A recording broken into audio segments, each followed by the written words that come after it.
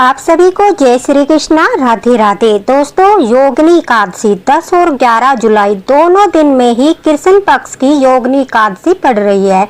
लेकिन हमें व्रत उपवास कब करना है, 10 तारीख को करना है या 11 को, ये आप अच्छे से समझ लीजिए। इसके बाद जो ठाकुर जी हमारे घर में विराजमान है, अगर आप लड्डू गोपाल भक्त हो, लड्डू गोपाल की सेवा करते हो, तो हर एकादशी को जो उनका महाअभिषेक होता है, जिससे हमारे घर में सुख शांति का वास होता है। साथ ही साथ योगिनी एकादशी, कोई भी एकादशी हो, ठाकुर जी का जो यह महाअभिषेक होता है, यह हमारे एकादशी के व्रत का हमें करोड़ों गुना फल प्राप्त कराता है। साथ ही साथ अगर आप व्रत भी नहीं करते, सेवा करते हो आप ठाकुर जी की, तो भी आपको सारी एकादशियों का फल प्राप्त होता है। और योगिनी एकादशी आपको किस दिन करनी है, क्योंकि सही तिथि जानना बहुत जरूरी है। साथ ही साथ ठाकुर जी का अभिषेक किन सामग्रियों से करना है, जिससे हमारे ठाकुर जी की शक्तियां और अधिक जागृत हो सके, हमारे पापों का नाश हो सके। और संपूर्ण पूजा विधि किस प्रकार से आपको योगिनी एकादशी की पूजा करनी है, किस समय करनी है, मेरे द्वारा बताए गए अगर आप ये 2 कार्य करते हो, साथ ही साथ आप अगर व्रत भी नहीं करते, ये सब सेवाएं करते हो योगिनी एकादशी के दिन जो आषाढ़ मास में पड़ रही है, तो भी आपको योगिनी एकादशी का पूरा फल प्राप्त होगा। क्योंकि व्रत से ज्यादा आपका कर्म देखा जाता है, भक्ति भाव देखा जाता है। और आप ठाकुर जी के लिए कितना कर्म करते हो, कितना भक्ति भाव आपके अंदर है, कितनी सेवा आप कर सकते हो, उसी के ऊपर आपका जो है एकादशी का फल निर्भर होता है। तो अगर आप व्रत भी नहीं कर पाते, आपको कुछ नियमों का पालन करते हुए ये सारी सेवाएं करनी है और ये 2 कार्य आपको अवश्य करने हैं। इससे आपके घर में सुख और समृद्धि का वास होगा। सबसे पहले जान लेते हैं एकादशी का व्रत किस दिन रखा जाएगा। देखिए, 10 तारीख को एकादशी शुरू हो जाएगी, यानी सुबह 8:16 से लेकर एकादशी तिथि समाप्त होगी 11 तारीख को सुबह 5:22 पर। तो देखिए, 10 तारीख को एकादशी शुरू हो रही है, जो 10वीं विद्या एकादशी मानी जाएगी, क्योंकि एकादशी सुबह 8:16 से शुरू हो रही है। उससे पहले 10वीं लगी हुई है, तो 10वीं विद्या एकादशी है। शास्त्र कहते हैं सूर्य उदय के पहले 4 दंड काल, यानी 1 घंटा 36 मिनट पहले यदि 10वीं लगी हो, नाम मात्र के लिए भी 10वीं लगी हो, तो उस एकादशी का त्याग कर देना चाहिए। मैं आपको जो जानकारी दूंगी वो बिल्कुल शास्त्रों के अनुसार और सही जानकारी है। अगर आप इसका पालन करते हो और ये गलतियां नहीं करते हो, तो दोस्तों सच मानिए आपको एकादशी का पूरा फल प्राप्त होगा। तो हमें यह ज्ञान भी होना चाहिए कि हमें क्यों नहीं एकादशी जो है वो 10 तारीख को करनी है। अगर कोई आपसे पूछे, ताकि आप उसे बता सको। तो पहले 4 दंड काल है, यानी 10वीं लग चुकी है, इसलिए आपको 10वीं युक्त एकादशी का व्रत उपवास नहीं करना है। 11 तारीख को एकादशी सुबह 5:22 पर समाप्त हो जाएगी और सूर्य उदय भी नहीं हुआ होगा। तो क्या यह मान्य होगी? तो हाँ दोस्तों, एकादशी करना मान्य होगा, क्योंकि द्वादशी मिश्रित एकादशी कहते हैं इसको। और जो द्वादशी में एकादशी हमें मिलती है, वो पद्म पुराण में भी लिखा हुआ है, द्वादशी मिश्रित ग्रहा सर्वेष्ट एकादशी तिथि, अर्थात द्वादशी मिश्रित एकादशी सर्वदा ग्रहण करने योग्य है और उसका हमें करोड़ों गुना फल भी प्राप्त होता है। इसी दिन हमें उपवास और व्रत करना चाहिए। द्वादशी युक्त एकादशी का व्रत हमें अवश्य करना चाहिए और 10वीं युक्त एकादशी का हमें त्याग करना चाहिए। तो यह तो स्पष्ट हो गया है कि हमें 10 तारीख को नहीं, 11 जुलाई को अपना एकादशी का व्रत करना है। अब बात आती है चावल की, जिसे लेकर बहुत सारे भक्त गलती करते हैं।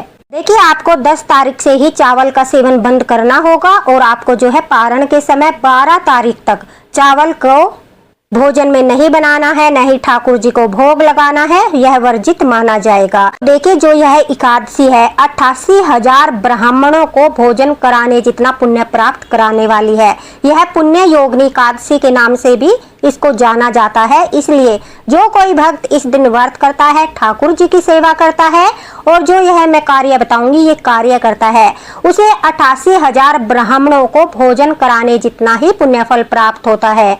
अब पारण सुन लीजिए। पारण आपको जो है 12 जुलाई को करना है और पारण का समय सूर्य उदय से लेकर 8:18 तक रहेगा।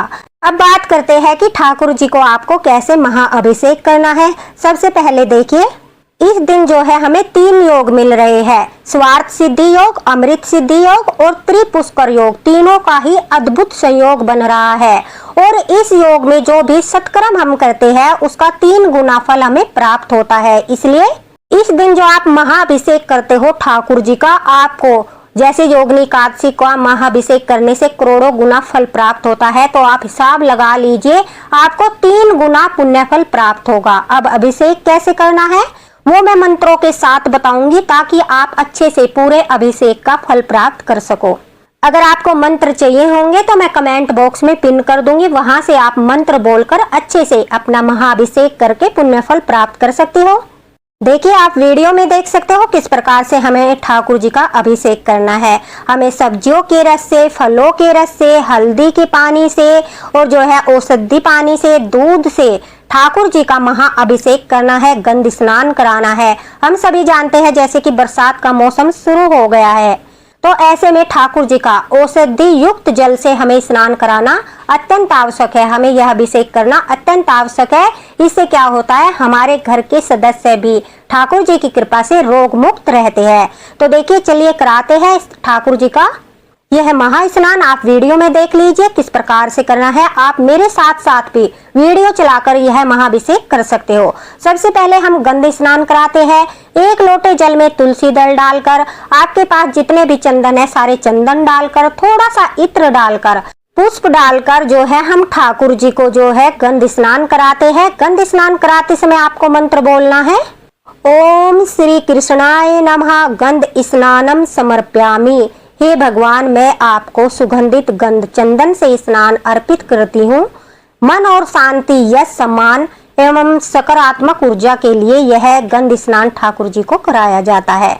उसके बाद जो है गन्ने का रस है तो उससे स्नान करा दीजिए। गन्ने का रस नहीं है तो आप शक्कर या मिश्री डालकर मीठे जल से ठाकुर जी को स्नान कराइए। आपको मंत्र बोलना है, ओम श्री कृष्णाय नमः इक्षुर स्नानम समर्प्यामि, यानी मैं गन्ने के रस से आपको स्नान करा रही हूँ। जीवन में मधुरता, धन लाभ और उन्नति की कामना करते हुए आप जो है यही स्नान कराइए। उसके बाद देखिए, आप जो है 1 चम्मच हल्दी डाल लीजिए। हल्दी की गांठ है या हल्दी की गांठ डाल लीजिए। फिर ठाकुर जी को हल्दी युक्त जल से स्नान कराना है। मंत्र बोलना है, ओम श्री कृष्णाय नमः हरिद्रा स्नानम समर्प्यामि, यानी मैं आपको हल्दी से स्नान अर्पित करती हूँ। शुभता, सौभाग्य और जो मंगल कार्यों की सफलता के लिए हम यह महाअभिषेक ठाकुर जी का करते हैं। मैं साथ साथ महत्व भी बता रही हूँ कि क्या महत्व है इन चीजों से, ताकि आप अच्छे से ठाकुर जी को स्नान कराते समय अपनी मनोकामना बोल सके। अब देखिए, सब्जियों के रस से भी आप स्नान करा सकते हो, लेकिन सब्जियों के रस में कुछ सब्जियां ऐसी है जिनका आपको उपयोग नहीं करना है। सिर्फ आप जो है घिया के रस से या बीटरूट आती है उसके रस से ठाकुर जी का अभिषेक कर सकते हो। और आपको बोलना है, ओम श्री कृष्णाय नमः साकर स्नानम समर्प्यामि, मैं साग सब्जियों के रस से आपको स्नान करा रही हूँ। यह है जो फल, स्वास्थ्य, बल, जीवन में समृद्धि की कामना के लिए कराया जाता है। फिर हम दूध से स्नान कराते हैं, बोलते हैं, ओम श्री कृष्णाय नमः दुग्ध स्नानम समर्प्यामि। इससे भगवान को दूध से स्नान अर्पित कराते हुए आप जो है सुख, शांति, धन, धान्य और पारिवारिक समृद्धि की कामना कर सकते हो। फलों के रस से भी ठाकुर जी को स्नान कराया जाता है और मंत्र बोलते हैं, ओम श्री कृष्णाय नमः फलर स्नानम समर्प्यामि। सुख, सौभाग्य, आरोग्य और जीवन में सकारात्मकता की कामना की जाती है। फिर औषधियों से स्नान कराया जाता है, उसमें आप जितनी चाहे औषधि डाल सकते हो। लौंग हो गई, तुलसी की लकड़ी, तुलसी के पत्ते, सुपारी, ये सब चीजें डालकर आप जल तैयार कर लीजिए और फिर मंत्र बोलिए, ओम श्री कृष्णाय नमः औषधि स्नानम समर्प्यामि, यानी भगवान को औषधीय द्रव्यों से मैं स्नान करा रही हूँ, जिससे रोगों से रक्षा होती है। उत्तम स्वास्थ्य और मानसिक शांति की कामना आप कर सकते हो। सबसे लास्ट में हम तुलसी जल से स्नान कराते हैं ठाकुर जी को, साफ जल से, जो हम प्रसाद के रूप में भी ग्रहण कर सकते हैं। औषधि वाला जल, हल्दी वाला जल, ये जल जो है हम किसी घर में रोगी को भी अवश्य ही पिला सकते हैं। इससे ठाकुर जी की कृपा होगी और रोग से उन्हें मुक्ति भी मिलेगी। तो देखिए, तुलसी से हम स्नान कराते समय बोलेंगे, ओम श्री कृष्णाय नमः तुलसी जलम स्नार्थम समर्प्यामि, यानी हम ठाकुर जी को जो स्नान कराते हैं, यह तुलसी दल से स्नान हमारे पापों की शांति, भक्ति, आध्यात्मिक उन्नति की कामना भी हम कर सकते हैं। काली या सफेद तिल डालकर भी हम ठाकुर जी को स्नान कराते हैं, जिससे हमारे पापों का नाश होता है। तिल से स्नान कराने से हमारे पाप से हमें मुक्ति मिलती है। और स्वयं भी गंगा जल और काले तिल डालकर योगिनी एकादशी के दिन स्नान करना चाहिए। ठाकुर जी का सुंदर सा श्रृंगार कीजिए। फिर हम अपनी कलश स्थापना करते हैं। कलश में आपको जल और लौंग का जोड़ा डालना है, साथ ही तुलसी दल आपको डालना है। उसके ऊपर आप जो है फल रख सकते हो, आप जो है दिया कलश स्थापना कर सकते हो, नारियल रख सकते हो, जो भी आपके पास उपयुक्त हो वो आप रख सकते हो। उसके बाद हम अपना दीपक प्रज्वलित करते हैं। साथ ही हम कलश के नीचे सात्विक बनाते हैं या फिर तिल से अष्टदल कमल बनाते हैं या पुष्प रखते हैं। खाली कलश स्थापित नहीं करना चाहिए। फिर ठाकुर जी की धूप दीप आरती करते हुए आप जो है उन्हें आरती दिखाते हुए ठाकुर जी को चंदन का तिलक करे, गणेश जी भगवान को चंदन का तिलक करे, गणेश जी भगवान को दुर्वा समर्पित करे, ठाकुर जी को पुष्प समर्पित करे, वस्त्र रूप में कलावा समर्पित करे। और फिर उनके प्रिय भोग लगाए जाते हैं, फलों का भोग, मक्खन मिश्री का भोग। अगर आप चाहे तो धनिया पंजीरी बनाकर भी ठाकुर जी को जो है, बरसात का मौसम है, आप भोग लगा सकते हो। पंचमेवा का भोग, मखाने की खीर का भोग।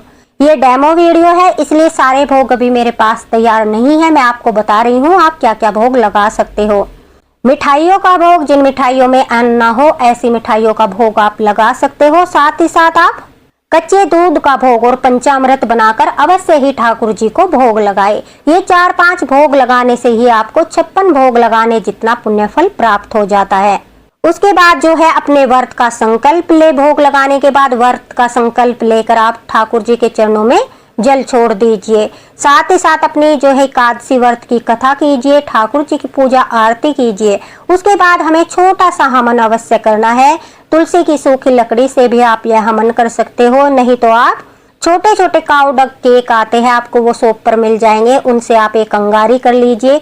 उन पर जो है 5 आहुति आप सामग्री की डाल दीजिए, देसी घी डाल दीजिए। उससे जो धुआं उठता है उस धुएं को अपने पूरे घर में घुमा दीजिए। इससे हमारे घर की सारी नेगेटिव एनर्जी दूर हो जाती है। और समय समय पर यह धुमनी करने से थोड़ी सी जो है घर में नेगेटिव एनर्जी जो इकट्ठी हो जाती है, उन पुण्य तिथियों पर अगर हम इस तरह से थोड़ा सा हवन कर देते हैं तो समय समय पर सकारात्मक ऊर्जा बढ़ती रहती है और नकारात्मक ऊर्जा दूर हो जाती है। उसके बाद देखिए हम पितृ तर्पण अवश्य करते हैं, पूर्णिमा के दिन, एकादशी के दिन और अमावस्या के दिन। इन 3 दिनों में तो हमें जो है अवश्य ही पितृ तर्पण करना चाहिए। बड़ी पुण्य तिथि आती है उन पर भी पितृ तर्पण करना चाहिए, क्योंकि पितृ दोष शांत करने के लिए पितृ तर्पण करने से हमारे घर में सुख शांति बनी रहती है, पितरों का आशीर्वाद प्राप्त होता है। तो जैसा हर बार बताती हूँ, 1 लोटा जल में आप थोड़े से काले तिल, गंगा जल, पुष्प और थोड़ी सी दुर्वा घास डाल लीजिए। थोड़ा सा भोग के लिए पतासे रख लीजिए या फिर आप कोई भी मिठाई रख सकते हो। उसके बाद जहाँ पर पितृदेव स्थान है वहां से पात्र में जल छोड़ दीजिए। ओम पितृदेवाय नमः का जाप करते रहिए। साथ ही साथ आपको जो है गीता का 7वां अध्याय करना है, जिससे यह पितृ तर्पण का और भी अधिक महत्व बढ़ जाता है और आपके पितरों को ही इसका जो है पुण्य फल प्राप्त होता है। फिर यह जल आपको किसी देव वृक्ष में तुलसी जी को छोड़कर डाल देना है। अगर कोई देव वृक्ष नहीं है तो जहाँ पर सूर्य का प्रकाश आता है वहां पर आप जो है यह जल छोड़ सकते हो, लेकिन पाव वगैरह वहां पर ना आए उस प्रकार से आपको छोड़ना है। फिर पूरा दिन ठाकुर जी की सेवा करते हुए आपको अपना एकादशी का व्रत करना है। नाम जाप, भजन, कीर्तन जो आप करना चाहते हो आप कर सकते हो। संध्या के समय अगर आप बीमार हो, व्रत पूरा नहीं कर सकते, तो आप जो है एक समय भोजन कर सकते हो बिना अन्न का। 12 तारीख को आपको जो है पारण करना है। पारण के समय ठाकुर जी को भोग लगाकर खिचड़ी, चावल, कढ़ी, कोई भी भोग लगाकर आप अपने व्रत का पारण कर सकते हो। कहते हैं पारण के समय थोड़ा सा अन्न दान करने से हमारे अन्न दोष समाप्त होते हैं। यानी हमने पुण्य तिथियों पर अगर किसी के घर जो है अज्ञानता के कारण अन्न ग्रहण किया है तो उस दोष से हम मुक्त होते हैं। तो 1-1 कटोरी आप दाल, चावल, चीनी, शक्कर, आटा इस प्रकार से निकालकर आप किसी जरूरतमंद को जो है दान कर सकते हो। इससे पारण आपका और भी ज्यादा शक्तिशाली हो जाता है। जरूरत की चीजें जो औषधियां है, जैसे कि दवाइयाँ या फिर अपनी सामर्थ्य के अनुसार आप दान पुण्य कर सकते हो। साथ ही साथ पशु पक्षियों की सेवा करते हुए गाय माता को रोटी खिलाकर जो है आप अपने व्रत का पारण कर सकते हो, वो भी सब दान में आता है। तो दोस्तों इस दिन जो है आप दीप दान भी कर सकते हो। तुलसी की सूखी लकड़ी से आप 2 दीप दान कर दीजिए या फिर आप 5 दीप दान कर दीजिए। साथ ही साथ तुलसी माता में जल नहीं देना है, पत्र नहीं तोड़ने हैं, लेकिन तुलसी माता की पूजा अवश्य करनी है। तुलसी माता में दीपक जलाइए, उनकी परिक्रमा कीजिए। आप जितना कर सकते हो उतनी तुलसी माता की आप पूजा कीजिए। और साथ ही साथ ये सब करने से आपकी योगिनी एकादशी का पुण्यफल इतना बढ़ जाता है कि आप सोच भी नहीं सकते। तो इस तरह से अगर आप महाभिषेक करते हुए पूरी पूजा विधि करते हो तो योगिनी एकादशी का व्रत आपको करोड़ों गुना पुण्यफल प्राप्त होता है। तो ये थी योगिनी एकादशी से जुड़ी संपूर्ण जानकारी। आपको ये सब कार्य अवश्य करने हैं। साथ ही साथ वीडियो को शेयर कर दीजिए, पसंद आई हो तो लाइक कीजिए। अगर कुछ पूछना है तो कमेंट बॉक्स में पूछ लीजिए, आपको तुरंत रिप्लाई मिलेगा। और जो भी विधि हम आपको बतलाते हैं वो बिल्कुल शास्त्र सम्मत है। शास्त्रों में देखकर ही आपको बताया जाता है, पंचांग में देखकर ही आपको तिथि और समय का बताया जाता है। इसलिए आप जो है इस वीडियो को ज्यादा से ज्यादा शेयर करें। दोस्तों कमेंट बॉक्स में राधे राधे जरूर लिखें, क्योंकि राधे राधे लिखने से हमारे कोटि कोटि पाप नष्ट होते हैं। आप सभी को योगिनी एकादशी की हार्दिक शुभकामनाएं। राधे राधे।